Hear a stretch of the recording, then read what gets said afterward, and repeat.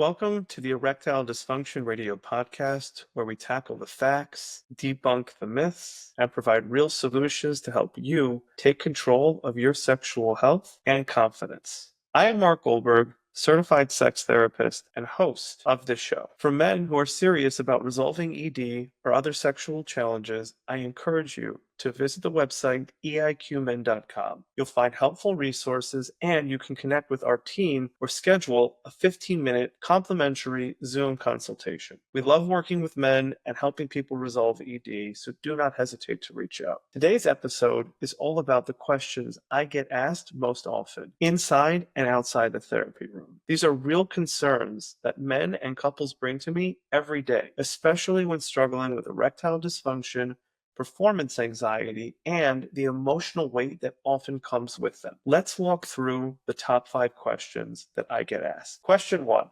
Is this normal? This question shows up in almost every first session that I do. Sometimes explicitly, sometimes just beneath the surface. Men often want to know, is what's happening to me something that other people go through? And the answer is unequivocally yes. Erectile dysfunction and performance anxiety are incredibly common, especially under stress. And it doesn't always matter how healthy you are, how much you love your partner, or how much you want to perform. Things can still go wrong. I've worked with men in their 20s. And I've worked with men in their 70s. Some have never had these issues before. Others have dealt with them for years, oftentimes in silence. What they often share with me, though, is a sense of shame and isolation. They believe they're the only ones that have this. The only thing that's not normal is the amount of silence that continues to be around these topics. And what I think is especially damaging is the self-criticism that usually follows. This kind of ED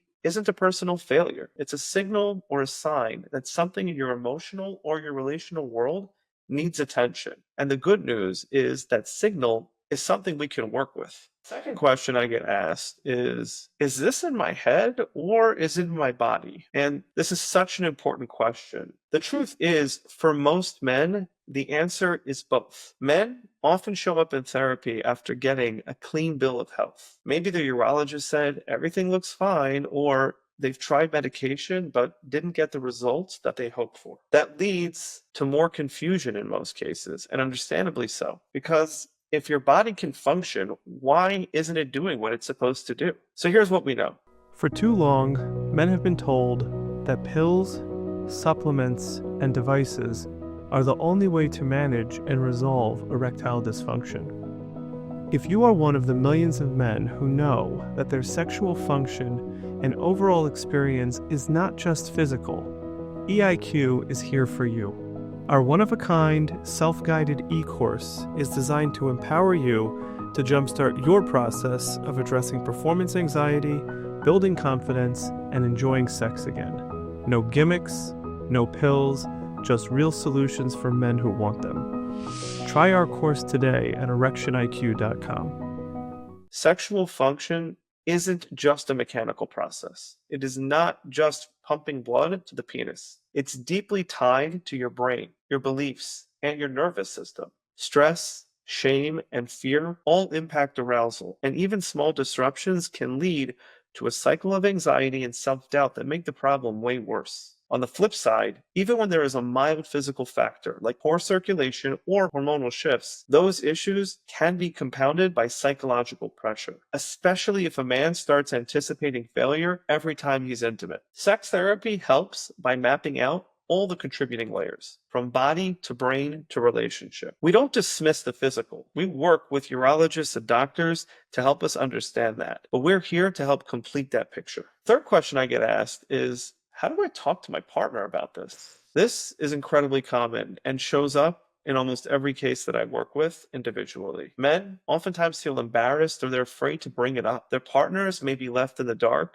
making their own assumptions. What I often say is this isn't just your experience, it's a shared one. That doesn't mean your partner caused this issue, but it does mean that the silence around it can amplify the emotional stress and the emotional toll that it takes on both of you. I've worked with many couples who haven't had sex in months or even years because no one knows how to start the conversation. And the longer it stays silent, the heavier the meaning becomes. If you can, open up. It sounds simple, but it is difficult. Maybe you can try saying something like, I've been carrying a lot of pressure around sex, and it's made it hard for me to be present. I don't want that to come between us. I want to figure this out together. Most partners want to be on your team. They're not angry. They could be hurt, they could be upset, but they're oftentimes relieved to have some way to talk about an issue that they already sensed was going on. And once that emotional wall comes down, couples find that they can reconnect, not just sexually or emotionally. If you're concerned, you can always work with a therapist to help get these conversations started. So question 4 is, can therapy really help? Many men come into my office skeptical, and I get it. It makes sense. If a physical solution didn't work, why should talking about this help? But what I want to highlight is that therapy, when it's targeted and structured as we try to do, it's not just talking. It's a framework for understanding what's happening. You learn how to interrupt the unhelpful patterns and restore a sense of confidence in your body and in yourself. The process starts with a comprehensive assessment, looking at your experiences, your expectations, your emotional landscape. We also take a close look at your relationship to understand how it can support your process. We explore when things start to go off track, how you react to pressure, and what beliefs you may be holding on to that are keeping you stuck. We then start building interventions. These might include mindfulness tools to quiet the fear response. We may also use some cognitive strategies to help reframe self-judgment, criticism, and other unhelpful beliefs. We give you behavioral assignments because we want to be able to test what works for you and ultimately see that we can take it from theory to practice. And in many cases, we do suggest relationship interventions to help rebuild trust, comfort, and connection between you and your partner.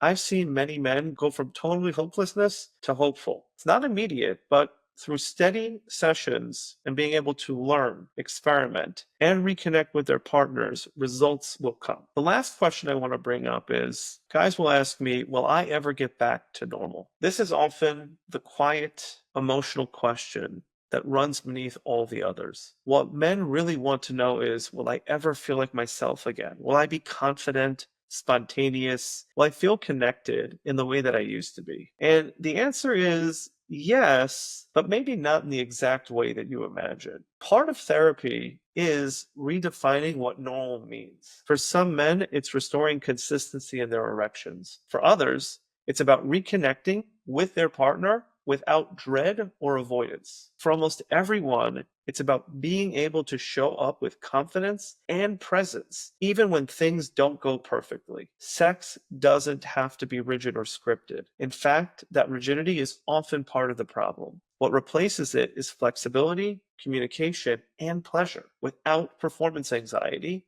leading the way. When we stop treating arousal like it's a test, and instead approach it as a shared experience between you and your partner, the body often follows, slowly but reliably. So those are the 5 most common questions I hear as a sex therapist working with men just like you. These issues can feel overwhelming, but I want to leave you with this. You are not alone. What you're experiencing is more common and treatable. Whether you're dealing with erectile dysfunction, performance anxiety, or some kind of disconnect between you and your partner, there are tools, frameworks, and support systems that can help you move forward. If something in this episode resonated, or if you want to take that next step, please visit us at eiqmed.com to learn more. You'll find additional episodes of this podcast, articles, and information about working with our team. Also, check out our YouTube channel. We are putting out unique YouTube content every 2 weeks, releasing a new video on a topic. Thanks for listening to the Erectile Dysfunction Radio podcast. Again, I am Mark Goldberg, and I'll see you next time.